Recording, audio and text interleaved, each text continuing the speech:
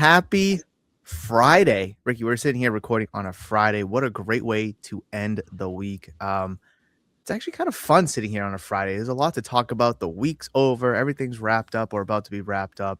And boy, do we have a conversation to talk about today. We have a bunch of different things across the hobby collecting spectrum. But before we dive into anything, guys, please pardon the mess. There's a bogey here sleeping soundly, which is nice. But Ricky, good morning. How are you? What's new? It's been a couple weeks. What's new? Good morning. I am good. This is the first episode since the Super Bowl. It is. Oh, we didn't even jot that down in our notes. Just remember that. So, no, not great, but I'm optimistic. Okay. Super Bowl feels like it was like eons ago. At least we're gonna keep our team, unlike the Chicago who are going to move to Indiana. So see ya. Indiana Bears. It's got a ring to it. The Gary Bears. Ooh, the South Bend Bears. I like that. Yeah, that's that'll be such sports historical like impact. Really would be, because like regardless of how the Bears are, whether they're good or they're bad, they're just one of the most iconic teams in football. They've been around for over 100 years. There's so much history. And I don't even want them to get a new field. I just think Soldier Field is just icons, like Lambeau Field, but obviously for the Bears. And if they move to Indiana, wow, that would be like I don't want to say the Yankees. I think that's a little extreme.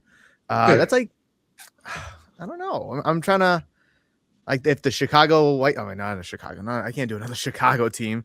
That's like if I don't know. I mean, like the Mets moving? No. I don't know. The Phillies moving, maybe? Like the Phillies moving? Whatever. But anyways, yeah, that's definitely a piece of news to kind of keep your eye on, especially you being in Chicago. You'll have to keep me in the loop on that one. I'm hearing a lot of different things. Who knows? I mean, it seems like Chicago is basically done.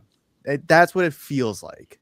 It may still be, based in Illinois, so you could kind of still have that Chicago name to it. Seems like Indiana is probably the preferred place at this point. Who knows, right, Ricky? Who knows? Patriots once upon a time almost moved to St. Louis before the Rams did in the 90s. And then Robert Kraft saved them from leaving. And then, fast forward 6 Super Bowls. So it's, hey, it's not too late. Yeah. Not until that pen hits the paper. Huh? Can you imagine if we just didn't have a team? I feel like, I don't know, because the Patriots sucked for a long time. But, like, you got teams like the Texans, the Panthers, the Cleveland Browns technically are an expansion team, technically, have popped up a little bit. So maybe one of those teams could have been replaced. I mean, I don't know the timeline with the Panthers, actually, with the Pats. But the Jags were an expansion team. So, like, I mean, could one of those been a New England team? Who knows? We would have had to been Browns fans. The New England, well, they probably wouldn't have been called the Browns, but I like this timeline better. I do too. I like the main timeline, the hero timeline, a lot better. Yes, I don't want those multiverse timelines. I'm all set. But let's talk about maybe something a little bit more exciting. Maybe. I'm going to start off with Pokemon here, Ricky, because today's Friday, like I mentioned at the top of the episode, and we have a new Pokemon set technically coming out. Well, technically it came out a couple weeks ago with some sticker packs, but the Elite Trainer box, the premier product for Ascended Heroes, is coming out today. And there is one thing, I got to share my screen here, that I kind of want to mention. And we've talked about this before. We don't buy pre-sale products. We should never do it. And here's why. $115, $2 shipping. Let's just still call it $150. Maybe have a coupon for an ETB that's supposed to go for $60, I believe. Still crazy money, double the price. But let's just scroll down here, Ricky, to our fun little chart here. December, it was 180. Just 2-3 weeks ago, it was 160. And now it is $50 less. For this set that has all the hype in the world, it is continuous. Get out of here. Here we go. Let's just look at a month. It's been continuously dropping. Now, I'm not the biggest fan because of a couple reasons. But I do think that with the release day finally here, actually at 9 o'clock, it's finally here. We're going to see it kind of probably maybe dip a little bit more, maybe level out in that 110 area. It just baffles me that people just continue to buy at ridiculously high presale prices when in fact they probably can't get it until today, or they know that it's going to just drop. Not crash, not sink and burn. It's not going to be a $50 box tomorrow. I'm not trying to say that. But from 160 down to 116, it's a little egregious for my taste. Now, these boxes were floating around at the EC3 show last weekend. How, I couldn't tell you, but they were. So they've been out and about for a little bit. But until today, it had this bright red box that said, these are pre-sale products and they don't release until the 20th, blah, blah, blah, blah, blah. So what I'm trying to get at, don't buy pre-sale products. We've seen this before. I've done this experiment before with a bunch of different things. Go ahead. We preach it. We preach it all the time. Don't buy the hype. I feel like a lot of this is though are people that are trying to be the first ones to pull the hit and then grade it at 10, and then be the very first ones to have like a pop. But yeah, be like, the first ones to have the chase card in the 10, so that it brings a huge premium. But like, we're gonna risk all that money to try to be the first, when in reality, chances are you're not going to be, because these streamers, these YouTubers, who have probably had them for a damn month now, have probably already opened it and probably have already pulled it. I mean, just a couple weeks ago, it was damn near 1,000. And listen, it's still $800 and something dollars, but more and more and more and more and more. How many times and more will hit the open market today, tomorrow, Sunday? And I don't know what the trajectory of this card is going to be. We could look at other case hits. Case hits. Wow. We could look at other chasers and kind of compare and contrast. But this is not going to stay within the next month. It's just not going to stay. Now, a year from now, different story. But it's just not going to stay. When we can look at another card from the set, maybe the Charizard, another gold Charizard. Very interesting. So it was 0. Wow, would have loved to have bought it at 0. Went all the way up, and now it's trending back down. Only a few bucks, but still, the trajectory is still the trajectory here of the card. Here's the Dragonite, the card that everybody loves. Went from 0. Would have loved to have gone at 0. Up. And this one is a little up. A couple bucks up.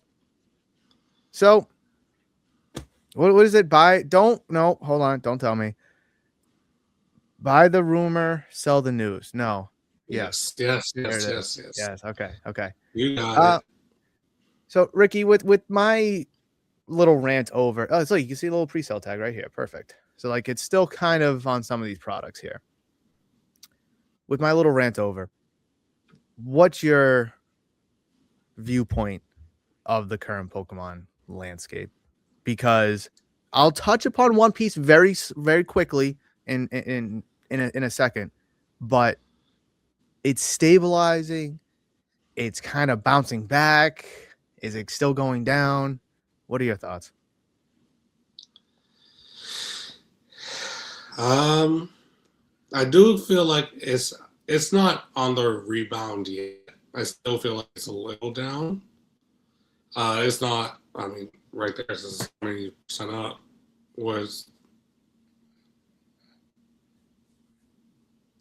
What's that indicator? What's that, like a month? Probably December, 3 months. So Pokemon's up 20% in 3 months, and then through it all, One Piece is down over the last 3. That doesn't seem right. No, it's up 41%. 42%, and Pokemon's up 37. So it's going pound for pound with One Piece. I don't. What is it? What is this timeline here? Is this a month? I'm gonna guess that's a month. Nope, that's down 11. Is it down 2 weeks? Oh, call it a month. Call it a month. Anyways, carry on. I didn't mean to interrupt. I'm just trying to illustrate. I don't understand that data, but yeah, it seems like the One Piece hype people are slowly trying to make their way back to Pokemon or focus on Pokemon again. So I hate to say that this is another. What are the examples that we have? SpongeBob and and freaking Labubu cards. Labubu cards. But I mean, at least this has a good following. So like, there are actually fans of this, and I understand people do like the art. So it's fine, but this was so obviously a pump and dump, and there were YouTubers and people on Instagram were like, "Oh, I just happen to like the art." Yeah, you just happen to like the art when everyone else happened to start liking the art too. Like, I just don't understand why it's so hard for people to admit they're in for the hype. Nothing wrong with the hype. But when you get labeled as a hype beast, don't get mad. I didn't label you as the hype beast. You labeled yourself as the hype beast. You brought it for yourself. Exactly. There's nothing wrong with liking a card's art. There's nothing wrong. But when you start participating in the whole buying, the selling, the trading, the vending, I'm buying at this percent. Oh, I got to be able to have room on it and make money off of it. That's when you get labeled a hype beast. But if you just go out to your show, your local show, whatever, and buy a $200 card because you like the damn artwork, throw it in a binder or wherever, nothing wrong with that. That's part of the hobby. Hallelujah. And I like referring to these numbers here only when they fit my narrative, because it illustrates my point even further that I don't know what timetable this is. Somebody smarter than me can tell me what this timetable is here on the ground. But in a vacuum, whatever timetable it is, it could be 3.5 weeks for all I care. One Piece is down close to 10%. Pokemon is up close to 20%. And we've seen these numbers fluctuate. I've been, while you were talking, I was trying to play with them a little bit over the last, 3 months. Over the last month, One Piece is generally still up. Pokemon is still up. But for the last couple episodes, Ricky, it does seem like we've been talking a lot about, One Piece being, kind of the hype right now, the top dog. It's just getting all the attention. And over 3 months, right? 3 months, it's up 41%, almost 42. In that same time frame, I think I mentioned this a few moments ago, it's up 37, almost 38%. It's going pound for pound with One Piece, just about. And we haven't been talking about it in the same lens as One Piece in terms of all this hype, all this attention, all this popularity. People are going from Pokemon to One Piece. Maybe they're going back, like you said. And through all of the pump and dump that One Piece has been going through, Pokemon's still there. It never went away. And just imagine if Pokemon just kept all the attention, how strong the market would be. Exactly. And I'm no pro member, so I can't look at 6 months, but I would only imagine that it would probably be around this, give or take, if not even more. Because 6 months ago, what was that? August? I'm trying to think. Was it set in August? That's Black Bolt White Flare, I believe, came out in July, maybe June. I don't remember, but around then. And then you were getting into the whole Mega Evolution was coming up in September, I believe.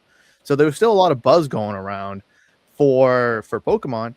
And at that point, One Piece wasn't on anybody's radar. Don't listen to what all these. I've been watching the show. I've been collecting for you.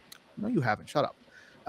So yeah, I like using these numbers when they fit my narrative. But again, is One Piece a fad? Probably. I'm hearing rumors that Dragon Ball is going to be the next thing. I've been collecting Dragon Ball forever. I've been watching the show forever. Okay, sure. And then Riftbound. I've been seeing Yu-Gi-Oh cards pop up on my timeline. Yeah. Dude, those I'm gonna call them full arts. I know they have their own name, but I'm gonna call them full arts. Look awesome on some of the cards. I play Yu-Gi-Oh online. Yu-Gi-Oh was my trading card game back in the day. I hated Pokemon actually when I was a kid because I loved Yu-Gi-Oh so much. And I'm so happy that they're finally doing this. And if Yu-Gi-Oh just took a page from Pokemon's playbook, they would be so much more relevant from a cultural standpoint. The player base is way more popular for Pokemon for Yu-Gi-Oh than it is for Pokemon, but that's besides the point. It's about time. And I'm so excited. And I hope it gets a little bit of attention. Obviously, it's not going to be the monster that Pokemon is. I don't expect it to, and I don't want it to be. But my God, this is overdue, and I'm so excited. But yeah, they're probably going to be pumped and dumped too. Probably because there's a nostalgia. I've been seeing a bunch of first edition PSA 10s being posted on story sales, and they sell for good money too. Some of them, yeah, which is nuts. Look, we're gonna be talking about Yu-Gi-Oh, Riftbound, Dragon Ball Z in like 3 months, and no more hobby talk. We'll just be trading card talk. I'm not even gonna lie. I don't even know what Riftbound is. So. It's another new TCG, so if someone ever tells you that they've been playing the game for years, it's a lie. It doesn't have an anime, so they can't been watching it. It's like Celestials. It's like I don't know. I don't think Union Arena has an anime. It's a brand new card game. They've had a couple of sets come out now. I think they're on their maybe second, third, or fourth. Brand spanking new, really, and it's very playable.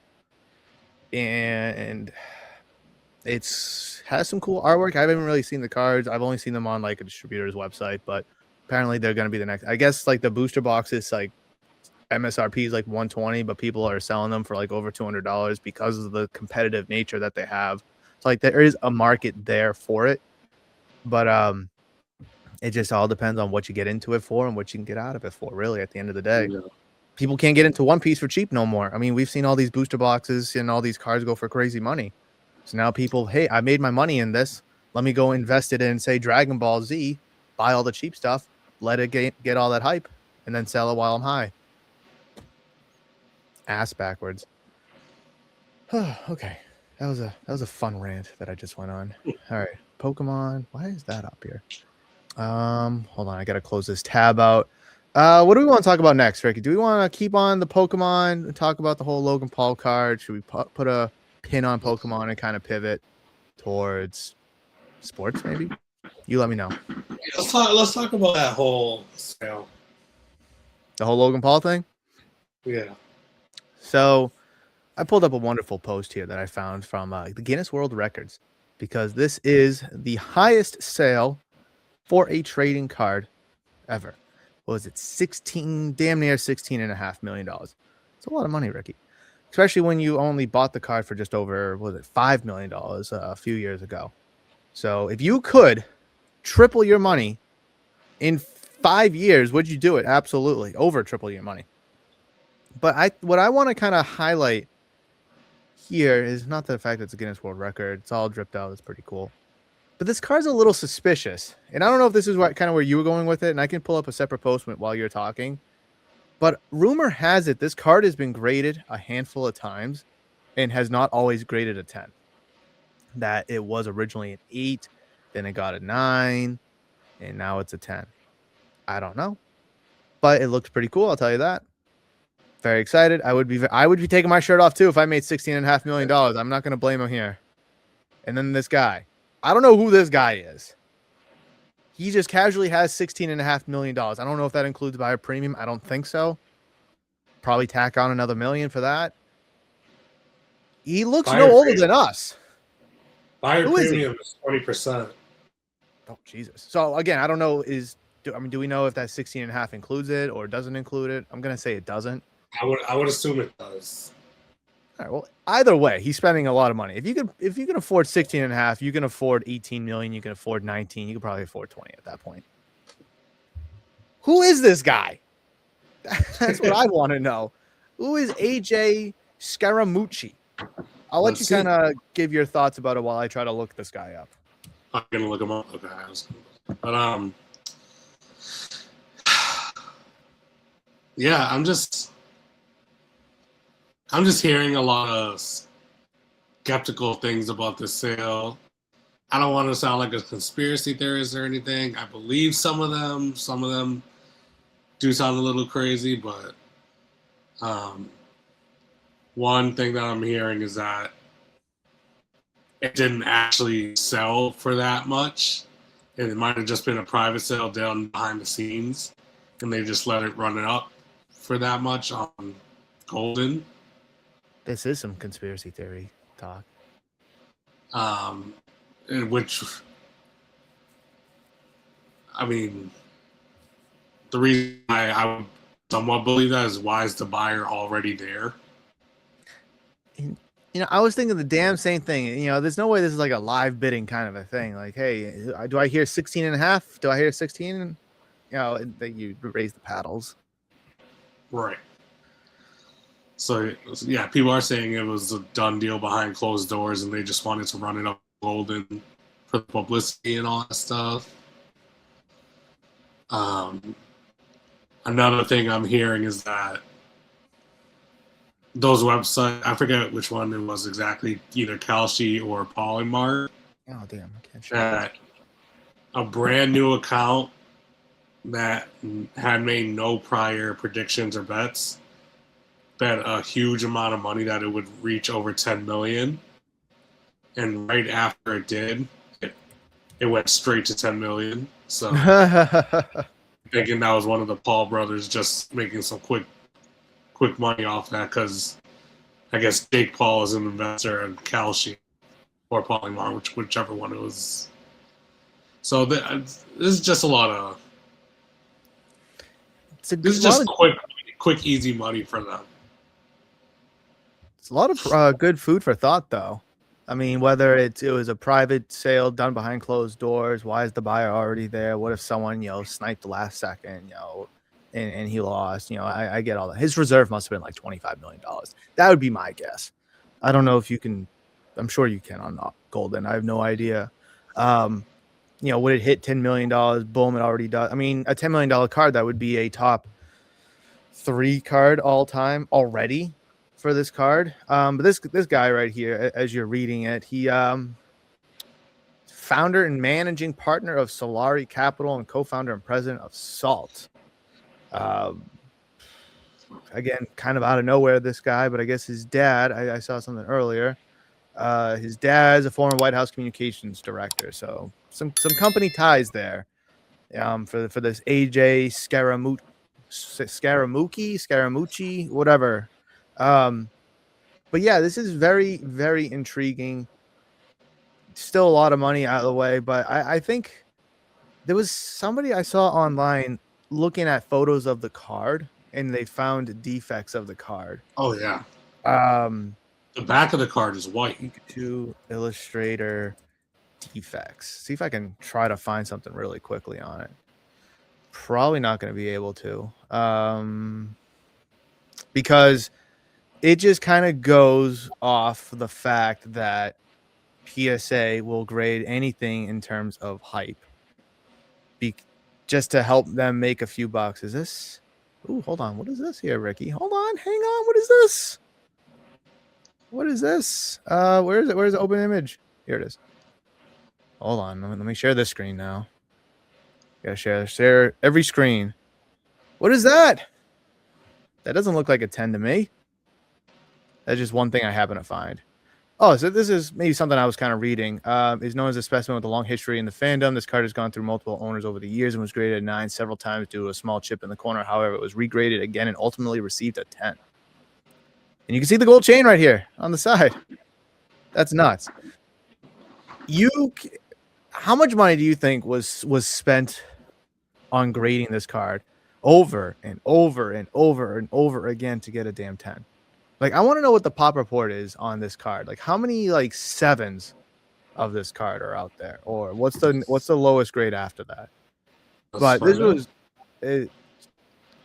I wanted, there was definitely like whitening on the back, like you said, and I wish there was like a picture of that to kind of just see if I can Illustrator whitening on back.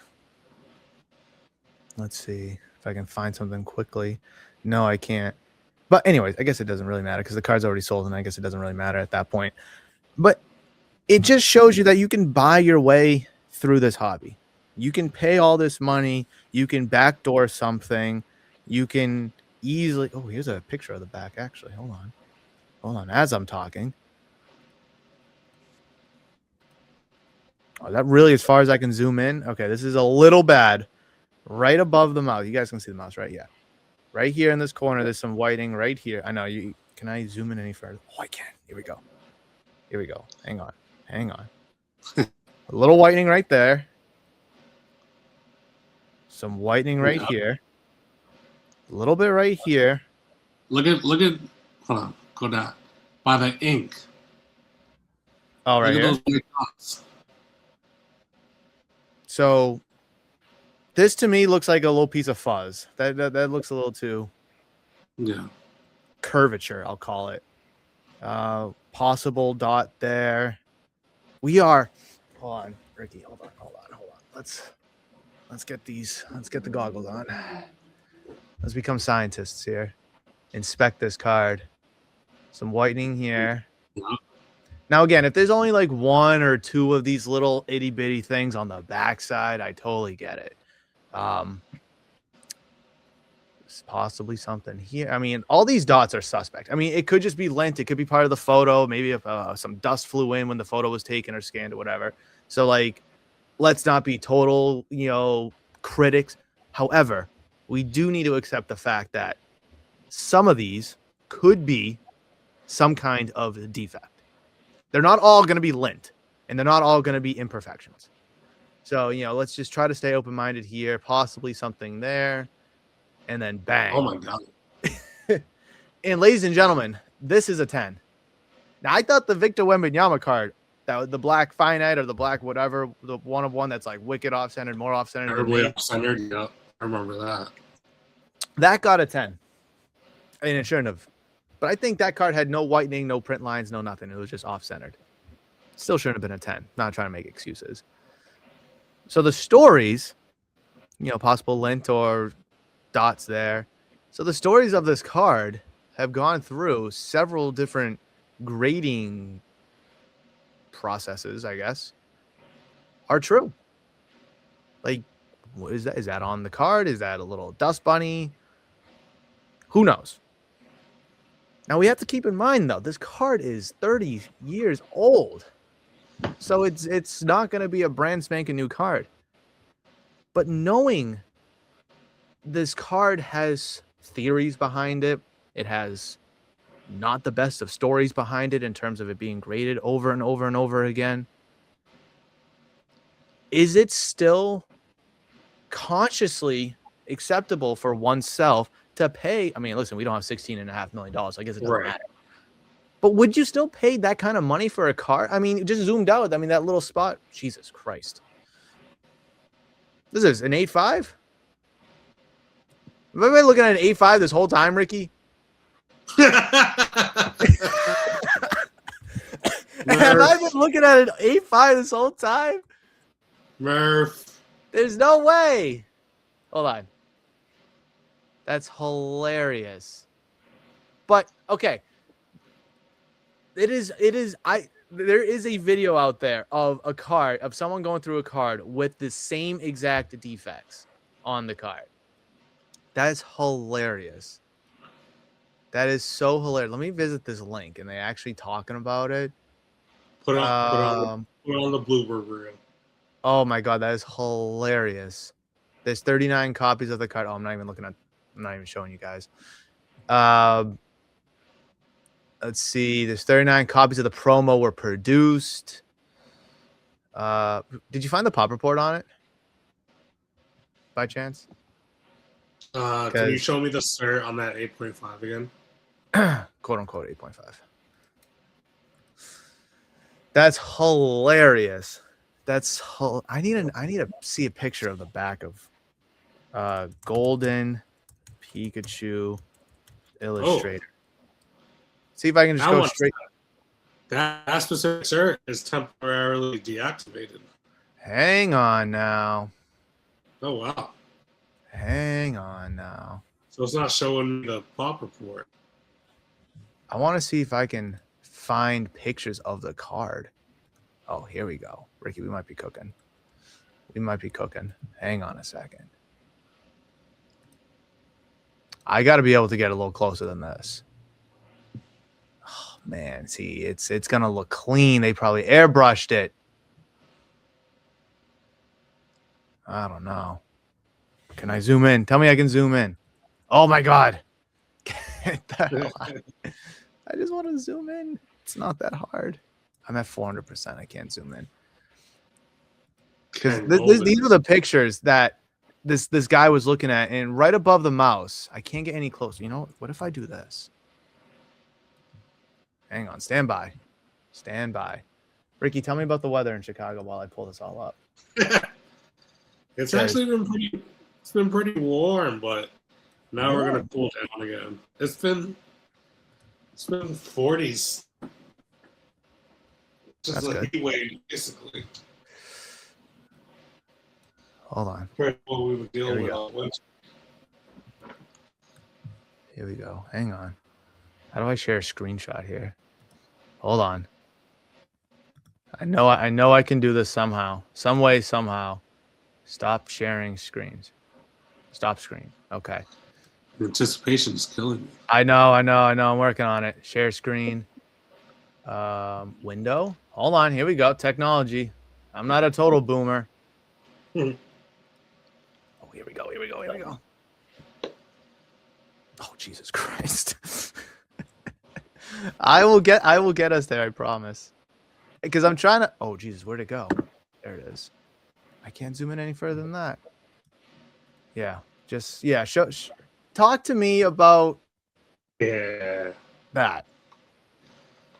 Oh, actually, I'll show you my PSA 10s real quick. Got Galarian Zapdos. Got the Pikachu Zekrom. All right, I got the Rayquaza Phoenix. I love this card. I've owned this card a few times in the 10. Got the Deoxys. There we go. I figured it out. Oh, no, where to go? Okay. So this is what the guy was looking at. Was this mark right here. Now, we can be itty-bitty picky on this card. I'm not going to close the door that the other card was previously this card, and they airbrushed it for the photos. I'm not convinced that wasn't the case. However, we could just be, picking on things because we're jealous of $16.5 million sale. That's fine. Or maybe we don't like the guy, whatever. It's on the back. Should it get a little bit of leniency? Could it be a dust bunny? Could it be lint? Could it actually be whitening on the card? Who knows? There is skepticism behind this card, one way or the other, whether we want to accept it or not.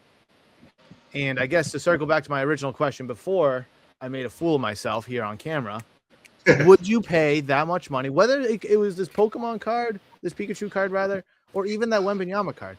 Would you pay that much money for a card that has some question marks behind it? I don't think I could. I personally. You what? You cut out. I could not.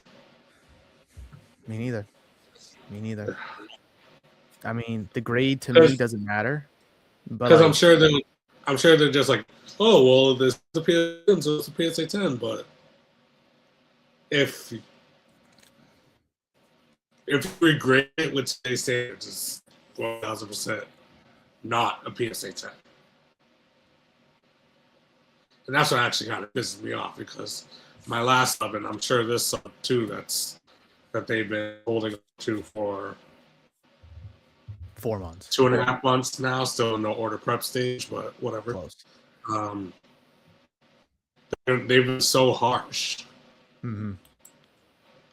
But stuff like that gets 10, so. And it's pay to play. It's always been pay to play.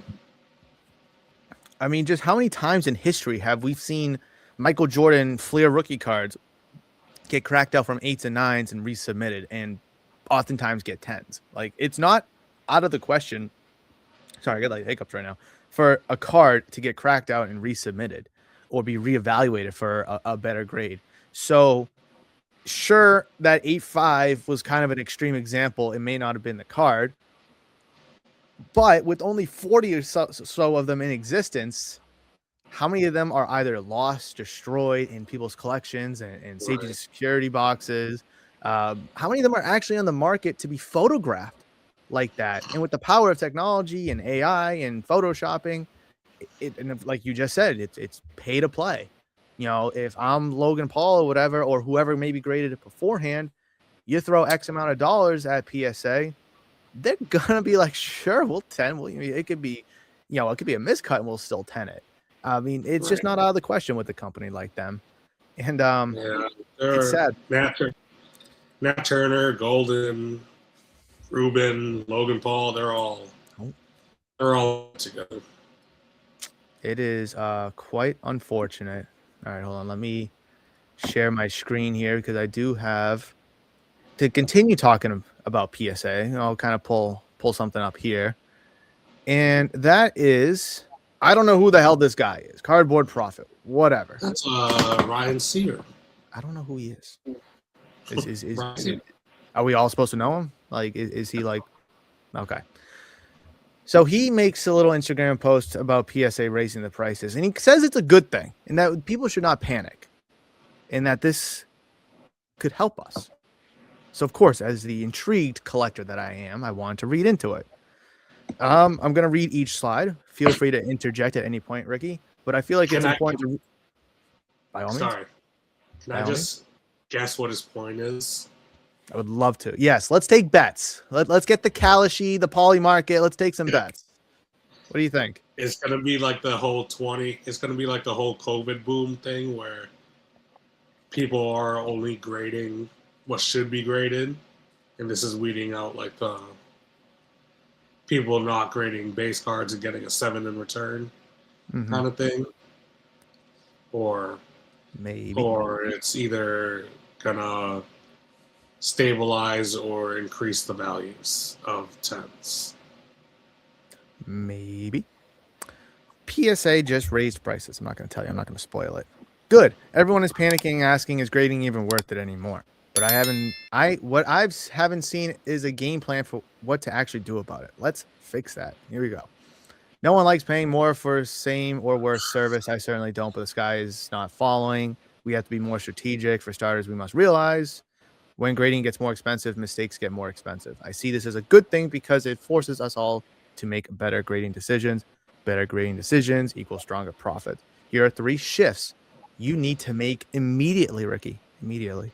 1, stop thinking about grading more cards. Instead, start thinking about grading better cards. 2, upside matters more than ever. If PSA 10, getting a PSA 10 does not create meaningful profit margin, don't grade the card. You're here to make money too, not to donate to PSA. Thirdly, there's less margin for error now. That means your card selection process has to tighten up. Use gem rates to find cards that have historically graded better. Skip borderline cards unless the upside is worth the risk. Who wants to pay extra money to get a 9? Nothing about this price increase removes the opportunity to make money with grading. If anything, it will force people to stop sending as many low-end cards that create a backlog at PSA and slow your grading orders down. If you're feeling discouraged right now, do not be. Just understand some of the grading plays that worked when pricing was cheaper aren't good plays anymore. This is exactly why it's important to be strategic about card selection, understand market timing, and use data to drive decisions. At the end of the day, if you get more selective and shift towards higher upside cards, you'll be just fine. If this post was you about that, okay, I don't care. Ricky, you were pretty spot on. Spot on. And how do you feel about that? Since you've graded with PSA before, you have an order out there now. How do you feel about everything that was said?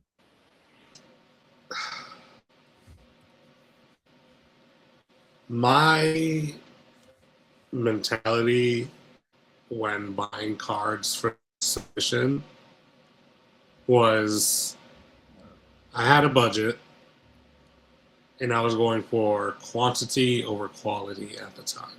Mm-hmm. So and this was going to be my last sub since my membership was just running out. So I'm kind of guilty of not submitting the best cards in this submission. But like I said, I was going for quantity in this one over quality. So, but I mean, yeah, I was, like I said, I was pretty much right. It's gonna hopefully stop people from going base cards, or at least have them think twice about paying $25 to grade a seventh year Patrick Mahomes base card. But it's Mahomes. We'll see. I am just checking in on good old PSA's website here. $25. That's just for the member price. That is just for the value bulk of the member price. 20 card minimum, 95 business days. 90 days is 3 months. 95 business days is probably 6 months. Because you got to take out the weekends, you got to take out some major holidays. That you got Memorial Day, you got Juneteenth. I'm sure there's other ones on 4th of July. So got to take those ones out.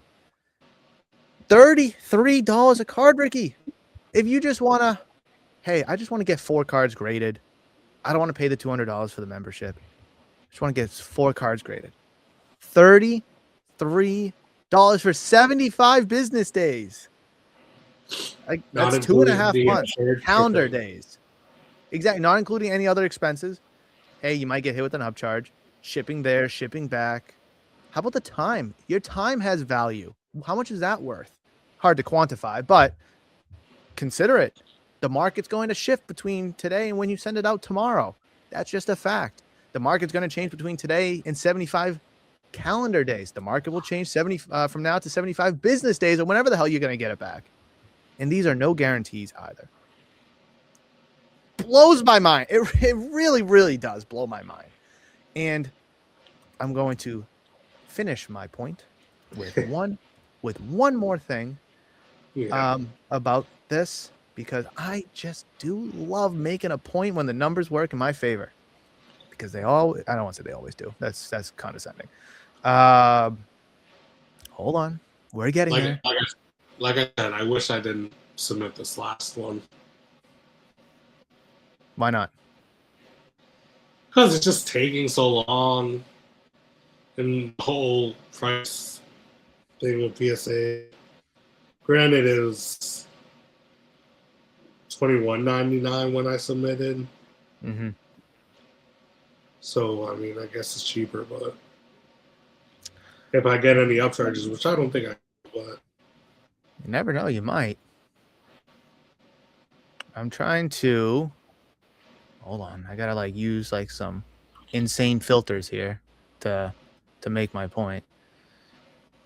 Because eBay doesn't want to work for me right now, so I have to do it the good old fashioned way. Hold on, we'll get there eventually. Here we go. All right, we're here. We're here. For cards that are selling for $20 or less. Hey, Paul Skeens tops Chrome rookie. It's the Cup rookie, but hey, it's still a rookie. $19. Aaron Judge, nice Bowman refractor. $20. Adolis Garcia, what a fall off. But hey, $19.50. And of course, there's so many caveats. I'm being really nitpicky. One bids. Who are some of these guys? Well, I mean, some of these guys are major league players, but some people may not know Benny Montgomery. But hey, out of 25 for only $20, then you got Anthony Richardson. Well, that's a whole catastrophic disaster. How about Wemby?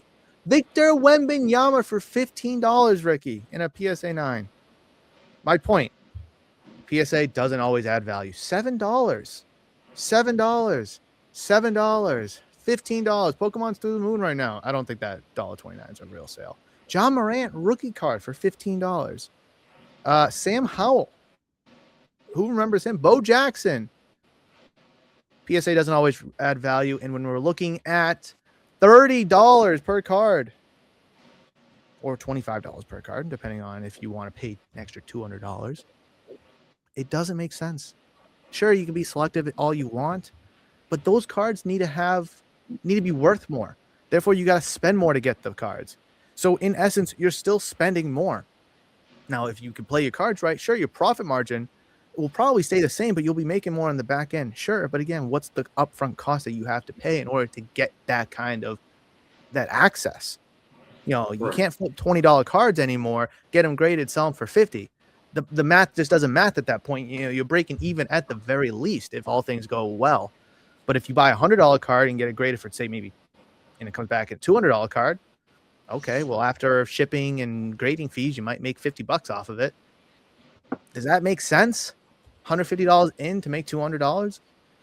Some people, sure, do it enough, you'll get rich, sure, but too much risk there. What if it comes back an 8? What if it comes back a 7? What if the player gets hurt? What if that Pokemon tears their ACL? I don't know. So, yeah. All right, I'm done complaining about that. I'm done. It was good to get that off my chest. Who are you buying, Ricky? If you were to buy one, Cam Ward, the first overall pick in last year's draft, or Jackson Dart, the 26th overall pick, something like that, last year's draft. And I did my best, Ricky. I did my best. Sports card investor Jeff Wilson, clueless yet again. I almost did it. We are 40-something minutes in. I went far enough. How does this not make sense? What is he missing? Who are you buying? Cam Ward, or take the values out. Who would you buy? I mean, Jackson Dart is the clear choice, no? So they post these fun stats of the two quarterbacks on here. 2,200 yards, 15.5.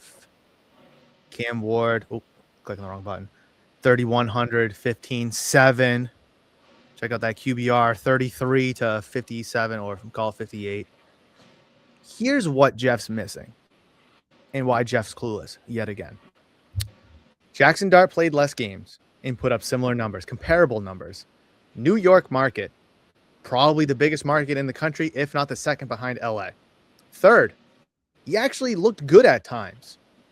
4, the Giants are a better team. I can't believe I'm saying that, but they are a better team right now than the Tennessee Titans. And 5, Jackson Dart just has a swagger to him that Cam Ward doesn't have. Whether that's being like a Star Wars fan or just, really running hard and willing to take contact. And when he scores touchdowns, he goes crazy. Whatever it may be, there is way more upside for Jackson Dart than there is for Cam Ward. Now, I'm not going to sit here and write Cam Ward off yet. That's not this conversation. But these two discrepant sales is absolutely justified. I don't know what he's missing. I know what I'm not missing. What are your thoughts on? Well, he's missing brain cells. That's what he's missing. Amen to that. But I mean, this is the same. Who was his buy? Will Greer? Will Greer, baby. So that's the guy he was investing in. That's all you need to know. That's it. That's all you need to know. And he was all in on Desmond Ridder too. I'll never forget. I don't want to watch a lot of hobby videos on YouTube. Ever since baby Murph was born, I just don't have enough time to do so. One of the last videos I ever watched of Jeff Wilson before I turned a corner with him was him buying that dumbass Desmond Ridder card for $50,000. I'll never forget that. Now, listen, I like Desmond Ridder coming out of college. I thought he was going to be a good quarterback. I thought being in Atlanta was a nice little landing spot for him. Boy, was I wrong. Boy, was Jeff Wilson wrong. At least I'm not out $50,000. I don't know. Blows my mind, but you're right. This dude has a track record of just being incorrect over and over and over again. But this also just illustrates the difficulties of buying and selling sports cards. Just in a vacuum, you would have expected Cam Ward to have a higher market because he's the first overall pick. Jackson Dart, in reality, really didn't do anything this year because the team still sucked. And at times, he looked like a rookie quarterback. But he did play better, or at least statistically the same in less games. He has a higher upside. The team is better. All the points that I mentioned are still true. But 6 months ago, Cam Ward, if Prism came out 6 months ago, these sales are probably flip-flopped. However, the nature of the fact Before the is, season? Is that what you're what's saying? that? What's that? You're saying before the season? Before the season started, yeah. Yeah. Because Cam Ward was at least shoot in to be the starter. Jackson Dart was probably going to sit. Well, the plan was for him to sit most of the season behind Russell Wilson until he got hurt and then / sucked. And then Jackson Dart came in and played extremely well. That's why sports cards is just so hard. You got to give these guys time. I mean, look at CJ Stroud, Jaden Daniels, Bryce Young. They're all telling different stories. CJ Stroud, blew up. And then his second year, he regressed. Jaden Daniels blew up. And then he got injured a bunch. And his market went down.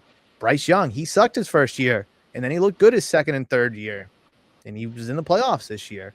But people were ready to write him off. And I'm taking my Bama bias out of it. It has nothing to do with that. People were buying all Zach Wilson and Trey Lance cards and hell, Mac Jones cards, even Justin Fields. I mean, how many times do we have to play this game?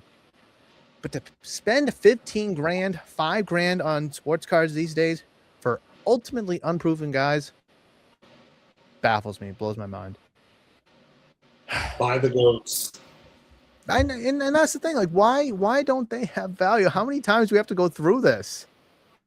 Like, buy Brady cards, buy Jordan cards, buy Joe Montana cards, buy Wayne Gretzky cards. I will say, buy Shohei cards at this point. But I mean, hey, one bad thing. Shohei's so overpriced for everything, man. But at least you can justify his cards having that value, though, compared to these guys. It's at least relatively justifiable. Sick. It really makes me sick with the collection I used to have and the prices they're at now. It makes me sick. Hindsight's 2020. If you kept those cards, you could have sold them today and made a ton of money. But I like to joke with people. Yeah, but if you kept those cards, he would have crashed and burned. Well, his value would have. Right. So it's hindsight's 2020. It's hard to look at it. Oh, if I had all my Pokemon cards from when I was a kid, I'd be sitting on thousands of dollars. If everybody did that, none of those cards would have nearly as much value as they do now, because the market would be flooded with them. I love these comments. Left out the rushing stats. One player is popular. Way more upside. Games played. New York versus Nashville. Yada yada yada. So yeah, that was all I had for today's docket. Ricky, anything else you want to talk about? I think we got everything, though. Everything that I was excited to talk about. I even wrote down on my little notes blooper vid, so I can go back and edit. I'll leave it in there because it was funny and it kind of helped segue the conversation. But I'm gonna probably make a separate clip of that because that was just absolutely hilarious. I'm still not sold that card that I was looking at, the 8.5, was still not the 10 version. I'm still not sold on it. But I'll never know. Yeah, I swear I've seen pictures of the 10 where it just has whiting on the back. And with only 40 cards out there, I mean, it's hard to not at least question the fact that it could be the same card. It's hard. I didn't even know the card was that rare either. Though. I knew it was rare, but I didn't know it was like the 40. I thought it was a little bit more, maybe like 100 or 2. But it's like the Honus Wagner card. You don't see it all the time. And when you do, it's extremely rare because each and every single one gets taken off the market. So it's very, very similar. Very, very similar. What were some of those Pokemon cards you were showing? Because I didn't get a chance to see them. I heard you talking about them, but I didn't get a chance to see them.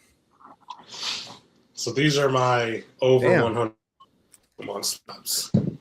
Damn. Just got a block. Those? Okay. That glare is brutal. No. But these are all 10s. Yep. Oh, it's a computer screen that's causing it. I got it. Pikachu Zekrom. Plaza VMAX. Ooh. Do I have that card? I don't remember if I do. Deoxys. Yep. Umbreon. I like that. Ninetales. I love that artwork. I think that artwork is so awesome. I do too. Mega Absol. Love this card too. Alakazam. I like the purple. The purple's a nice touch. Right? Little Pikachu. Oh, it's the starters. Yeah. Adorable. 3 icebergs. Damn. Iced out. And then awesome. Cool stuff. Cool. We should have like a segment every episode or so where we both like showcase a card in our collection and we just talk about it. Just kind of maybe circle it around a little bit more towards the collecting aspect, because I feel like a lot of these videos it's just us bitching and complaining about things going on in the hobby. But it's fun though. We need to talk about it. Have you been keeping an eye on 151? Not me personally, but a friend of mine was selling a UPC and then he bought 2 Japanese boosters. So like loosely been following that market. I don't know if you can see it. The market. This is for booster bundles. Oh, he did have like a bundle. What was that? 130? 130. That's nuts for 6 packs. I have 6 of them on me right now that I traded a couple months ago that I got at $80 when trade. That's $21.67 a pack. A pack. $20 a pack. $21 a pack. A pack. Odds are to rip one of them. No. But no, 151 is just going crazy. I mean, it's so nostalgia, obviously. You got a lot of people back into it. But what the thing that really, I think, blows my mind for 151 is nobody for a while wanted it. And then all of a sudden, you couldn't find it anymore. Everybody wanted it. And then it went from like a discounted $90, $100 box. And now I last checked, it was like $600 box. The ETB? Probably more. No, the UPC. Oh. Let's see. I know the ETB was like 100 even Blooming Waters recently. A few months ago, people had them on Facebook for $100. Let me pull. Now 14 packs. Oh, I should have left my other screen on. Boom, $710 right now. $12 shipping. Last sale $719. It just boom over the last month, just absolutely skyrocketed. And you told me to grab one when I was at Collecticon when they were like $500. And you didn't? I did not. Oh, that's the Pokemon Center one. So the regular one is still about, I just call it $500. The last sale was $419 though, but you can buy it right now for $495. But even that, over the last 3 months, has just drastically gone up. It's just one of those sets. It's just gonna do stupid numbers. Maybe they're not gonna like reprint it, but maybe for the 30th anniversary, maybe they do something similar. I don't know. Maybe they do the next 150, 51. They do 302 or something like that. But now this set is it's nostalgic. It's awesome. It's cool. It's the promos are awesome. The cards are awesome. They have value. A lot of them have value. I just priced out some full arts, regular full arts. They're all like $10 each. So I mean, even when you miss, you're still hitting in a way. The EXs.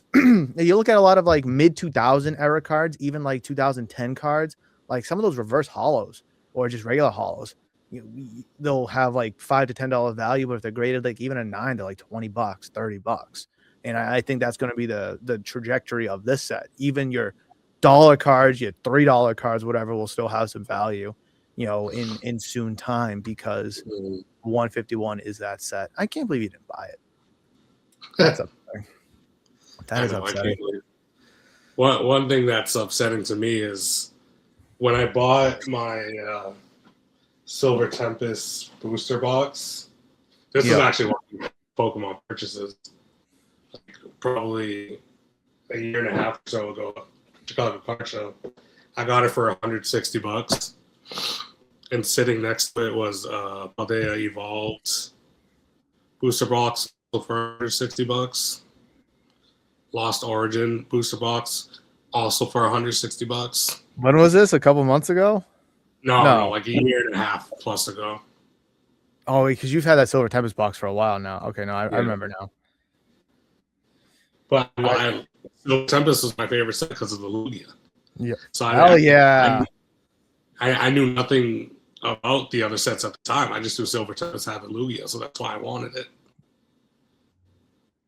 I'm looking at my collection right now on price charting. And back in October 9th, it hit its all-time high. And then it dipped to its I'm not going to say it's all-time low because I guess that technically wouldn't be true. But for the collection at its points, all-time low, I guess is a good way to say it, was like 2,000 less. And now it's only 200 away from its all-time high. So I guess it kind of circles back to our original conversation about this whole Pokemon and One Piece thing. Again, as much popularity and hype and attention One Piece is getting, Pokemon sure has dipped, but it's gone pound for pound, punch for punch with One Piece. But under the radar, though, and people haven't been talking about it. And of course, your Pokemon collectors are only going to collect Pokemon, and they're not going to diverse into the One Piece. There are true, genuine One Piece collectors. We can't ignore them. However, a lot of this market movement is from people fire selling Pokemon to buy One Piece and to sell it at an insane profit. That's where most of, I would say, that market movement over the last couple of months has really, really generated. And of course, there's natural Pokemon transactions too that have nothing to do with One Piece. So we have to consider those as well. But in the grand scheme of things, I feel like that's where a lot of the traction's been over the last couple of months. Funny story. Not that funny, but I just deleted Facebook the other day from my phone. Good for you. Because I just found myself scrolling and buying too many Pokemon cards on it. Real world problems. No, for real. So I want to take a little break from that. I'll only be buying on Instagram and eBay for now, which I don't do too much. Yeah. I don't do too much on. So hopefully I don't want to slow down. Just speed up, baby. Speed up. Just because the market is like. This isn't me wanting to slow down because it sucks. This is me wanting to slow down because of spending too much money.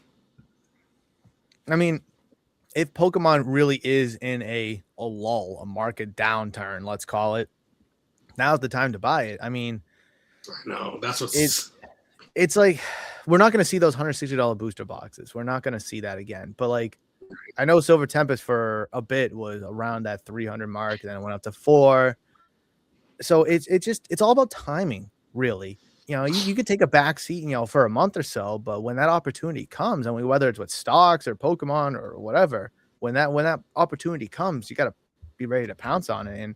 And I think everyone should be ready and willing to make a move. Oh, he got up. Look at that first movement all episode. He's awake, falling asleep, standing up. But and that's the, I guess, the thing that I wish I was able to do, because obviously I have to be actively involved at all times, but I wish I could kind of take a back seat, let the market kind of do its own thing, but monitor it from a 10,000 foot view and then be able to snap when ready.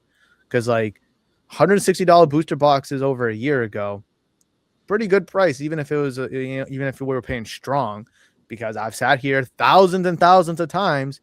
Seal Pokemon is the best appreciative asset that this hobby has. It just flat out is. And with the new set, what's that? No, sorry, I'm just thinking out loud, trying to see if I could see when I picked up the box. It's because with this new set coming out, like, it's a little challenging with newer sets because the market's just so raw. It's so much volatility. It's going to be hard to kind of find that soft spot in a new release.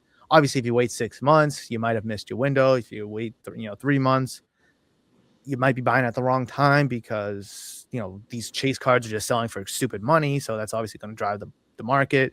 But just monitoring it daily, whether it's TCG player or price charting or poly market, whatever the hell you want to monitor markets on, It's a good strategy, especially if you want to just kind of passively try to make a few bucks.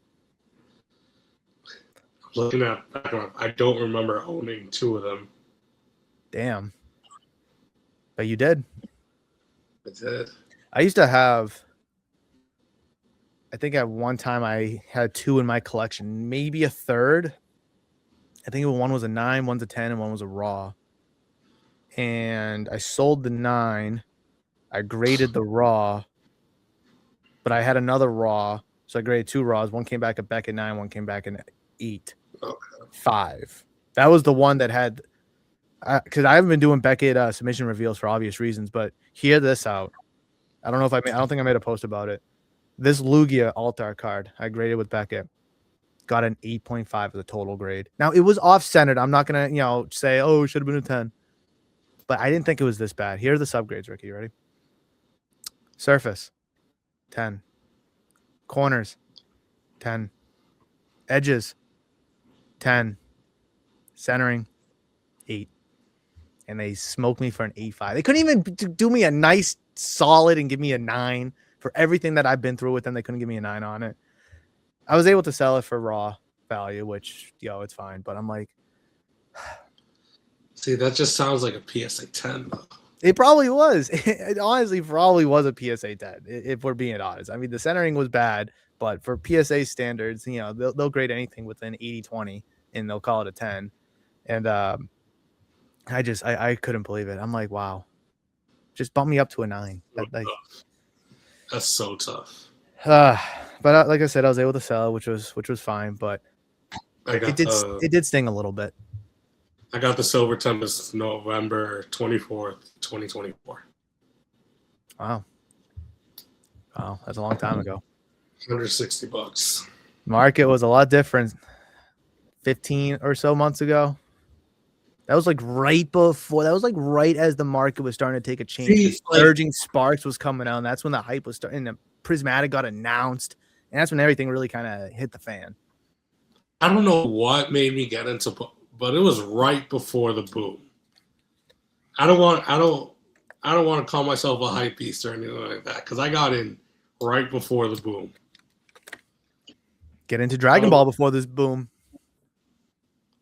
No. It's and now it's like, you fast forward all this time and it's like everyone loves Pokemon all of a sudden. Everyone, loved it as a kid, and which it could be true, and you fall out of it and you fast forward 30 years and you're back into it, and that's all that could be true for people. But it's as such a community cornerstone as Pokemon can be, as very engaging as Pokemon can be. Like, all the kind words that we could talk about, there's still so much negativity about it. People scamming, people sleight of hand on streams, sending fake cards, damaging cards, whatever it may be. It's we could talk about Pokemon in all the good ways for probably another hour or so, but there's still a conversation for another hour after that about all the negativity in Pokemon. So like it goes both ways. But I mean, man, the good times for Pokemon and even sports too. I mean, we have to acknowledge that sports, have good conversations to be had. It can still be a very very bad conversation also to be had. And we try to be positive here on Hobby Talk, but of course, some conversations, some topics we need to have need to be realistic. And sometimes they can be a good punch on the chin for some people when we talk about Jackson Dart versus Cam Ward and whatever, or the PSA strategies and talking about that, or whatever we've talked about before. So I love our conversations here because we keep it real. We don't sugarcoat anything.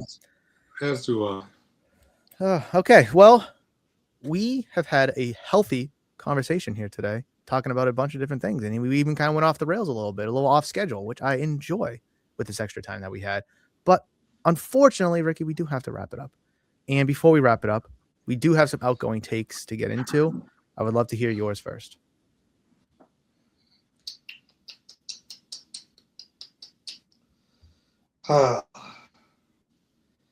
I'm trying to think of one that I haven't said before, but I just can't stop regurgitating the whole stop being a hypebeast and buy what you like thing. You're not wrong. I just hate saying that over and over again, but like, I mean, how long did you say buy James Woods for? Like a year and a half. So I mean, it's okay. It's okay. Buy James Woods, but I don't know. I just hate when people aren't straight up about why they're buying or doing what they're doing. Like, there's nothing wrong with wanting to make money in this space. You know, everyone's trying to make a couple bucks. Me as a collector, I'm buying now for future value, hoping it increases. You know, you as a top owner, yeah, you collect, you love what you do, but you're selling and making money. This is your job. This is your life. You love it. I don't understand why it's so hard for people to admit they're in it for money. Like, especially flippers. Is it embarrassing for them? Like, is it like a social status they're trying to avoid? Like, oh, I'm not one of them. Like, but I buy at 70%. Just stop acting like you're in it for the love of the game. It's okay. Like, you're trying to make money. We get it. Stop acting like you're in it for the love of the game. I think they love the hustle aspect, but not the card aspect. It's like Roth and his whole crew, like you'll see them on their stories, like buying gold, silver, Bitcoin, Rolexes, cars. Mm-hmm. Like, you're not passionate about all that stuff. You just like the money and the hustle, which is fine. There's nothing wrong with that. But then they'll turn around and say, "Oh, I love cards." No, you don't.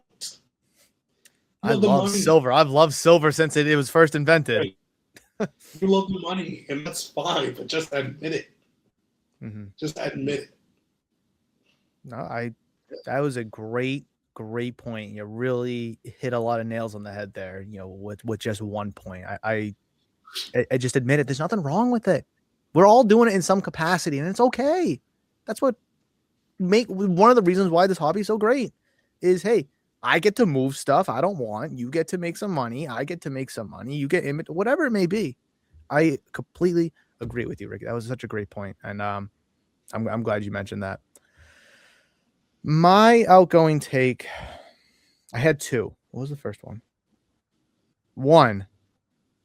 God, now I'm drawing a blank here. Hold on. I was just looking at.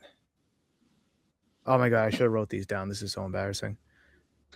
I can't be. It's definitely not as embarrassing as thinking an E5 was a 10. So that's for sure. But oh God, this is so embarrassing. Now I can't remember. Ricky, you have any more passionate takes to give while I try to think of one of the two ones that I had? Oh God, this is so. Oh. Buy football.